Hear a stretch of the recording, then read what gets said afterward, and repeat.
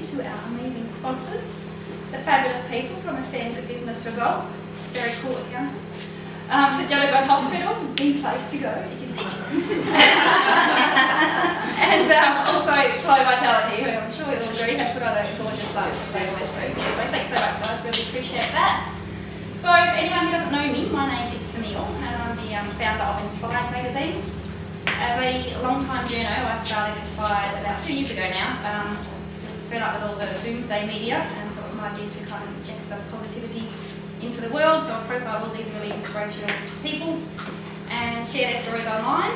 So we've addressed there for I put up new stories every fortnight and put out a magazine. So we put out one last year, which if you haven't already seen is over there on the table, so check that out. And we've got another one coming out in a couple of months, so very exciting times. So I just figured that it's really easy to fill your head with rubbish. You've got all this negative media, there's reality TV, all your own self-doubts and fears and gossip. So I think it's really worth making a conscious effort to put some goodness into your mind. So as well as inspired stories, this is a new bid to do that, Inspired Life. So once a month, hopefully, I'll be inviting an inspirational person to come and share their story, to tell us how they've reached success, the good bits and the bad bits, and to give us some tips on how we can do it too. So for our very first speaker, we have the lovely Fleur Porter. Fleur is a life and business coach here in Geraldton, and she runs this amazing program called Incubators. I have to admit to being a little bit of a Fleur groupie. I've done lots of coaching with Fleur over the years, including Incubators, which is amazing. So it was Fleur, I think, who first realised that although my life is, all pretty good, I felt like there should be something more, and kind of had this yearning for something else. And I think Fleur recognised that and helped me discover what that was and to bring it into the world, and the result of that is Inspired. And although I'm not yet to make my millions from it, I just get so much out of, doing what I feel like I was put in the world to do. I just, it lights me up and excites me. So I think that's the power of finding your purpose and living it. And when you do that, I think other things fall into place. So Fleur is going to share with us her journey to finding her own purpose, and hopefully give us some tips on how we can do it too. So thank you, Fleur. Sure. So much tech. Thanks, Emile. I think there's so many ways that you can begin, and there are so many stories. So many turning points in the narrative that ends up being kind of the story of your life. So I'm going to start with a story about me. So imagine, if you can, a timber-floored house, sunlit, in a very average street in a coastal town. There's a woman sitting on the floor in the kitchen of that house, and she's holding a pregnancy test. A positive pregnancy test. 2 blue lines grinning out at her while she grapples with what all that means. She's 36. Her marriage ended 3 weeks ago. She's already a mother. She has 3 children, daughters, who are 14, 7 and 18 months old. She's got a degree in science. She majored in marine biology and environmental science. She graduated at the top of her class and collected her degree very heavily pregnant with her first child. She's worked in agriculture, she's been a farmer, she's run an award-winning tourism venture, and she's currently working as a rural financial counsellor. And if in this moment she doesn't ask herself the right questions, it's pretty likely she's going to go under. So those 2 blue lines were or are my 4th daughter.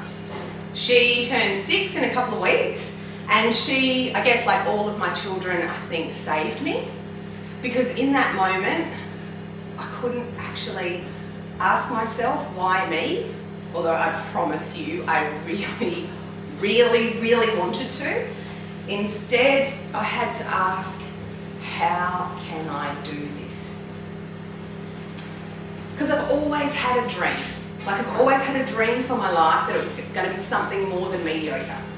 I always knew that I wanted to have meaning from what I did, and I wanted my life to mean something and make a difference in the world. When I kind of made my way through school and university, that probably appeared very much like me being highly competitive and very driven and very success and achievement driven. But really beneath all of that was just that desire for more. There was something more that I wanted for me. So that morning, kind of in that moment of realising that I was about to have my 4th child, I was definitely going to be doing it alone again being the key word, because I'd already done it alone twice before. I just knew that I couldn't do the usual thing, and I couldn't just accept that that was what there was for me, and I had to do something different. I'd already decided that I wanted to be a life coach. I'd started training to do that. I knew all the parts of all those things that I did in science and in agriculture and in tourism. The thing that I loved the most, regardless, was actually about people and connection. So I say I'm not much of a scientist, but I loved the stuff that was about ecology, so the stuff that was about everything that was bigger than me, and what the environment meant to people, and how people felt about things, and that in the end was what kind of drew me to life coaching. So I knew that I had that dream, and I knew there was a life where I had a sustainable business, where that was all working for me. I knew that I was supporting my children, and I knew in that moment, if I didn't ask the right question, that dream wasn't going to happen. And it did. That dream did actually happen, and that's what's happening in my life now. I have an amazing purpose coaching business. I work with incredible people.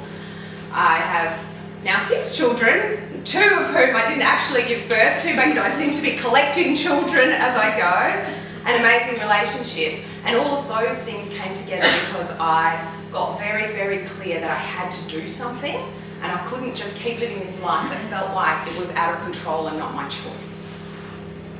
And I really found out what I needed to make it happen, and they're the 3 things I'm going to talk to you about today. So those things are space, rising, and support.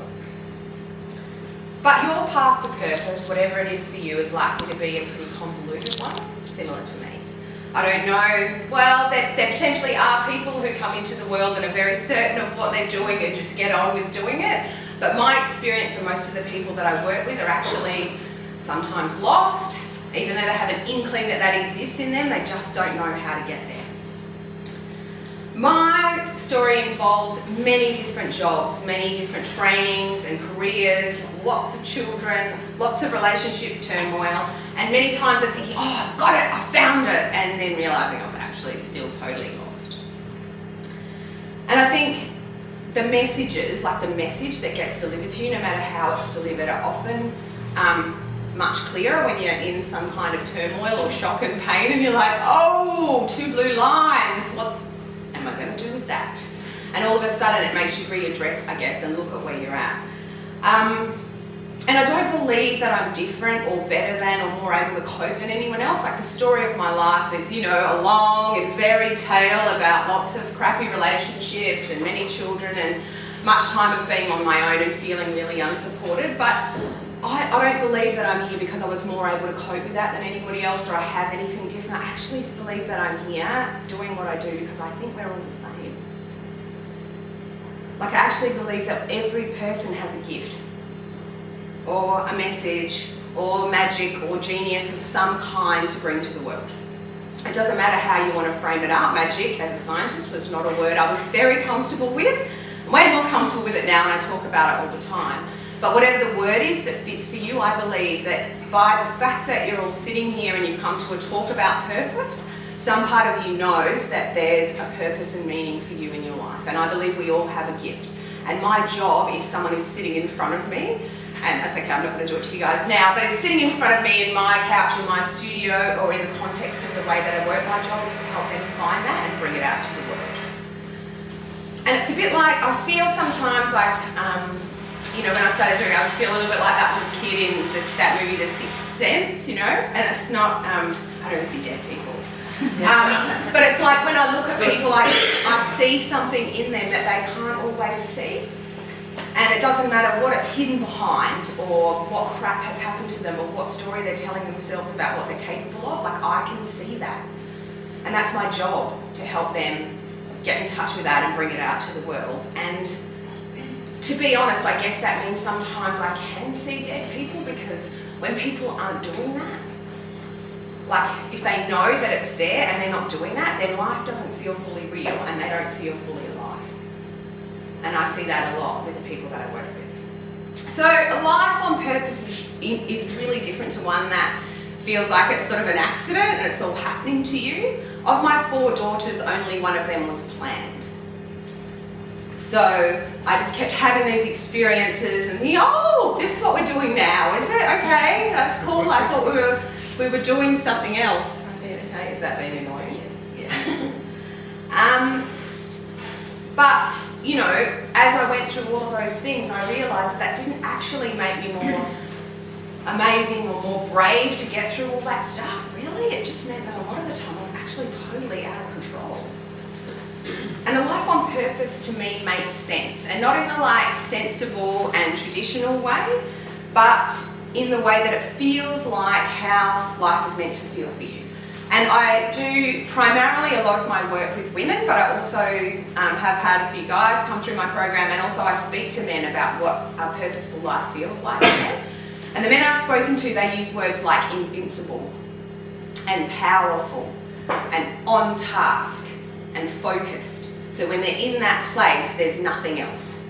And when I talk to women about what it feels like to be in their purpose, they use words like empowered and flowing and full and aligned. And so a life that feels like that is a really, really different kind of life to one that feels like it's just happening to you all around you. And in purpose, the thing that you do, and it doesn't matter what that thing is, right? So it comes out of us in many different ways. It could be writing, it could be art, it could be the way that your brain orders and structures things and does things with that. It could be having a special talent of talking, or you know, something that you create, or food, or exercise. It can be anything. But when you're doing that, it's a thing that actually comes naturally to you, like so naturally you hardly know you're doing it. But it isn't always comfortable.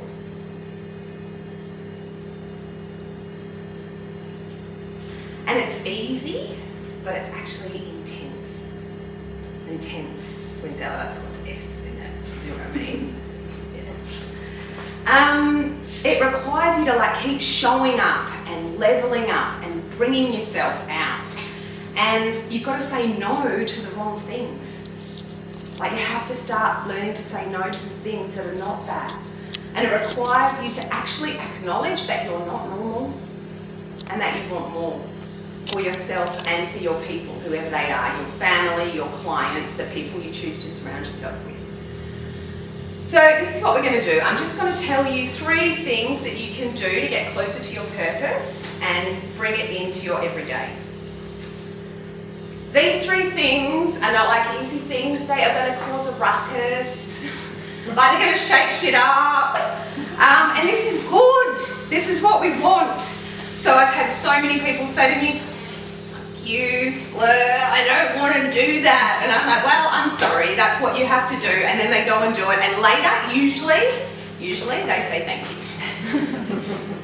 Because doing those things like will make all the difference. It's just when you try and settle and keep the peace and keep everything as it is that you'll find you go down that pathway of anxiety and depression, which I'll talk a bit more about in a moment, and that is just trying to settle with something that is not you and not what's for you.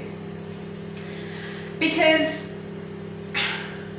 without the shake-up, no matter how much you achieve, how much money you have, how clean your house is, how great your shoes are, how organised your life is, how well your kids do at school or in life, you will never actually feel fulfilled. And there's a life that you want, and it can totally include houses and money and great shoes if you want. It totally can. And happy kids. It can totally have all those things. But unless you get really clear and ask yourself, how can I do this? You won't get that life. So here's 3 ways that you can do this. Number 1, stop being so busy. Stop doing everything. So this is why you've got to leverage some space.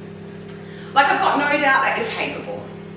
Right? I won prizes for being the best all-rounder twice. Right? They're generally the best at everything across all areas of school and whatever I was doing.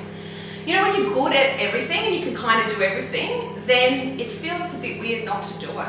Like the only thing I probably wouldn't, that I would subcontract out is perhaps being a wedding singer. I'm a really terrible singer and I won't bless you with my singing talents today, but apart from that, like everything else I can kind of do. I can either do it really well, I can do it okay, but I can do it. And so it was really hard for me to say no to most things because I don't want to be the money still wasn't into the money stuff or the budgeting, but I was a rural financial counsellor because I was really, really good with people who were going through the turmoil of losing their farm and being in a huge amount of debt. But then I had to sit with them and learn how to use AgriMaster and do budgets, and it nearly broke my head, but I could do it. So I did it. But it wasn't the point, because the bit about me that was great in that moment was what I was doing with the people and the conversations I was having with the people, and I really, really needed to subcontract out the budgets. That was what was important to me. And if your talent is the budgets, then do the budgets and then find someone else to help you with the people. Either way, it's not your job to do everything. But I'm going to do this in the context of being a wife and a mother, but this is also relevant for you in your work and your business, because if you are good at what you do, you probably try to do everything. There's an element of control freak in there as well, like, oh, well, if I don't do it, who will, or will it be any good, or as good as I would do it? But, you know, I can't be here if I'm hanging out washing. The good news is I have live-in nannies and they hung out 3 loads of washing this morning when I went home before to make my hair nicer. The cleaning lady had been. But if I am tidying the pantry and cooking every meal, and I'm good at pantries, I'm also a pretty okay cook, and I am shit-hot at hanging out washing, but I don't do those things. And the reason I don't do those things is because if I'm doing those things, I cannot be here. And I don't necessarily mean in front of you in this moment, I mean here, in the world. Because I am such a resentful washing hanger-outerer, and the way that I do that is not and does not serve my family the best, even though I really believe in clean clothes. If I keep doing that, the house and the children and all of that stuff, then I resent them. And I keep getting asked by people, you know, if I don't do it, who will? I say to you, I don't know, but I bet you can find someone to help you. Because unless you ask yourself, how can I do this? And this is purpose, whatever that is to you, then you will keep doing everything, and the thing that will slip away is probably the most magical, definitely the most magical and important thing about you.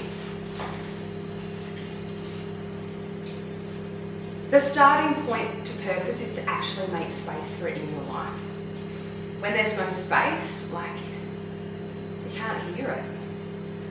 And even if you don't know what it is, you don't even have to know what it is right now. You just have to make space for it.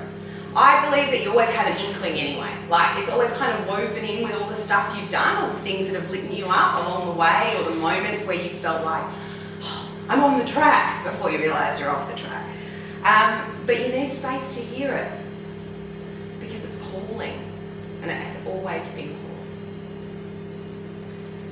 The starting point for me back there, 6 years ago, and all the times before, but you know, that time, 6 years ago, was with the 2 blue lines, was I had to get a support system in place, and I had to stop trying to do and be everything to my children and everyone else that I was trying to do and be everything for, and actually ask for help, which is kind of hard. You know what's even worse? Then I had to accept help. And that was pretty challenging, but they're the 2 things. You have to be able to ask for it. So you need to be able to get very, very clear on how you can do it and who will be part of that with you. And because without all of that, without that support, I would be in nothing other than survival mode, and survival mode sucks. Survival mode means all you can get done is just enough so that you can wake up in the morning and do it all again. Okay, number 2, rise. Be more, expect more. This bit is super uncomfortable. This bit is about continuing to show up. This bit is about vulnerability, about letting go of what you think everyone is thinking about you and choosing to show up anyway. And it's not about doing more, it's about being more. Get the difference? Being honest, asking questions, calling people out on the stuff that's not okay. It's about having strong boundaries and self-belief and knowing what you believe in and being very clear about what you value. Your purpose is totally like in alignment with you and with what you value and what you believe in. And when you're able to speak about that, even and especially when not everyone agrees with you, that brings you to the world. And when you start showing up, like that, you have to be prepared to do it everywhere. Now, I'm really, really good at it in a work context. Like, I learned to do it with people who were my clients. Yes, a lot of the time they were paying me for that. That's not the point, that's not why I did it, but I found it easier to do in the context of people, with clients. I brought myself to that. I always brought my highest self. I showed wisdom, I showed up and I delivered what they need. I had to learn how to do that in relationships through a lot of trial and error, mostly error, over lots of years, lots of errors. But now I'm much better at showing up in the relationship with my guy, and I'm also much better at showing up in relationships with my friends, in my friendships and with that wider circle of people around me, my family. The hardest place for me to show up is as a mother. So, you know, when my kids are having tantrums about shoes or the lumps in their socks, I want to have a tantrum too. I don't feel like I necessarily have any wisdom or brilliance or whatever in that moment. I just go, shut up! You know, I've got other things to do. So being as a mother, that's the hardest place. And for you, there'll be a place in your life where you find it hard to show up. It might be at work, but often work's one of the places we usually have mastered if we're doing something that we're good at, yeah? Often it's in relationships, like actually showing up and being there with that person that you're in an intimate relationship with. That can be the most confronting. And sometimes, like with me, it's as a mum. And so why does it even matter? And why is authenticity the buzzword of business? And why do relationships work better with vulnerability? Because I believe that when you bring out your magic or your genius or your message, it's actually for some people. You've got to show up in the world as you, because some people are waiting to hear the message from you. No pressure. It's not from me, and it's not from Samil, it's not from anyone else. They're actually waiting to hear it from you, or see it from you, or feel it from you. It doesn't matter, it depends how you're doing it. And those people might be your family, those people might be your clients, or those people might be Australia, or those people might be the world. But everybody has someone that they're waiting on to deliver a message. And if you're not out there, if you're not finding a way to deliver what you're great at and helping those people get what they need, then they're still going to be lost. And I reckon so will you. And that's why rising is so important. And I think, you know, one of the probably third and most important things though is, and it's quite wound up with the other two, is that you have to find your people. And you know, when you've got purpose and you're connected to others, then life becomes real. And so what I was talking about, you know, when you don't have purpose and connection, you sort of allow other stuff to get into the way. And I believe anxiety is actually your calling. So it's kind of like vibration, it's not a very comfortable one, and I do anxiety really well. So when I get too busy and too much stuff on and I forget to do the stuff that I'm supposed to do, then I'm anxious, right? And it's a vibration, but what it really is my calling. Part of the way I do my purpose is with writing. If I'm not writing enough, I get anxious. I believe depression is actually the result of trying to settle or make yourself fit in a situation that you're not entirely comfortable with, or you're trying to make okay. As an example, I recently moved house and I moved in with my guy and his 2 children, and it's a beautiful home. He's a beautiful guy. They're all 6 of them. They're such beautiful, healthy kids, and I was trying to be grateful every day for that. But the problem with all of it and everything that was going on is I have this thing that happens inside me when I get into a relationship, particularly when I move in. It's called suburban housewife. And, you know, I didn't really notice that it was happening to me, but there wasn't time. I was trying to be so appreciative of the home and everything that I had, and I couldn't make time for writing and my beautiful and amazing and important work. Started hanging out a lot of washing and controlling the crap out of a lot of kids. And, you know, my friends, luckily, the people, when you find the right people, eventually, not too long into it, they're like, Fleur, we miss you. And I was like, oh, because I thought I was here all along. But my guy's kind of looking at me a bit like a rabbit in the headlights, and the kids don't really look at me at all. And I think they're all wondering where I've gone. And so, you know what, in the context of that, I have to rise again. I have to get myself centered back in my purpose, and I have to find the support people to bring around me to keep the foundations in place so that we can all get on with and do what we're meant to be doing. So your support system is really made up of all the people who love you and your children and whatever funny combination of family you have, and potentially your clients and all the people that you work with, because not only are those people your potentially your students or your clients, they can also be your biggest teachers. And when you have those people in your life, you've actually got choice about what it is that you're going to do. You've got choice about how you're going to spend your time. You've got choice about making your time the most precious resource that you have, and not making it about money or about the cost of something, but choosing to invest in the people that can help you, either with cleaning or with cooking or with activities, with time to allow you to spend time with your partner, or mentors or coaches or people who will help you keep on track and get where you need to go. So you really need to ask yourself consistently, how can I do this and who can help me? And here's what happens. When those three things come together, there's space, and in space, magic growth, or genius, or your message, whatever you feel comfortable calling it. Ideas, innovation, hope, creativity. And it's the most valuable stuff that you've got to offer, and I promise you it's already inside you. It's just a matter of getting it out. It's not something new. And when you rise and you're showing up to people, like your people, who believe what you believe, they'll see you and hear you, and they'll want to either invest in you or support you or work with you. And not only will you be doing your favourite work all day, every day, you'll be doing it with your favourite people. And a life like that feels amazing and incredible. And that is the power of purpose.